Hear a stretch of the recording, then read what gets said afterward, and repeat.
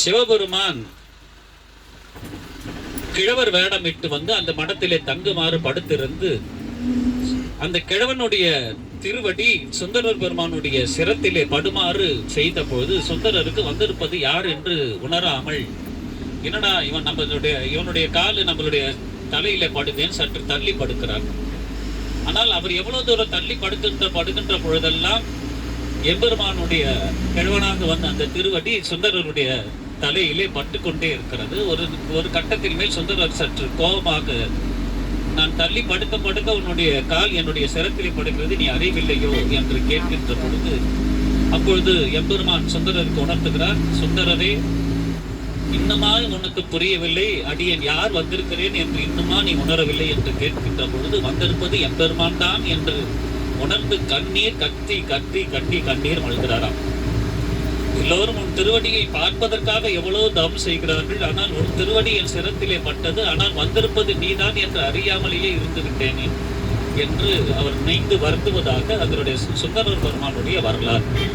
ஆனால் இங்கே அப்படி இல்லாமல் தான் வந்திருப்பது யார் என்பதை உணர வைத்து, அந்த உணர வைத்ததன் அடிப்படையிலே மாணிக்க வாசகருக்கு திருவடியை கொடுத்ததனால் இது ஒரு இறுதியாக சொல்கிறார். புவனையில் சேவடி தீண்டினன் காண்க, சிவன் என யானும் தேரினன் காண்க என்று அற்புதமான இந்த நிலையில் மணிவாசகர் எடுத்து உரைக்கப்படுகின்ற அற்புத இடம்.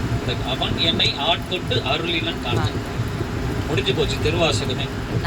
இந்த புவனையில் வந்தது, திருவடி கொடுத்தது, சிவன் என யாரும் என்னை காண வைத்தது, அவன் என்னை ஆட்கொண்டது, அத்தனையும் திருப்பெருந்தருடைய நிகழ்வை இந்த 3 வரியில் அழகாக குறிப்பிட்டு முழுமையாக அதில் நமக்கு வெளிப்படப்பட்ட இடம், அற்புத இடம் இந்த திருஅட்டை பகுதியிலே இருக்கின்ற இடம்.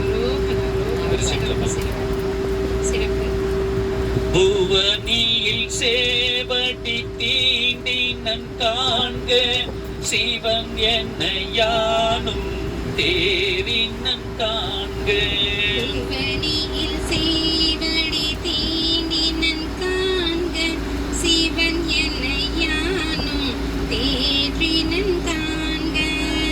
அவன் என்னை ஆட்கொண்டு அருளினன் காண்க, குவளை கண்ணி கூரன் காண்க. அவன் என்னை ஆட்கொண்டு அருளினன் காண்க, குவளையை கண்ணி கூரன் காண்க. அவளும் தானும் உடனே காண்க, பரம ஆனந்த பழக்கடல்லதுவே.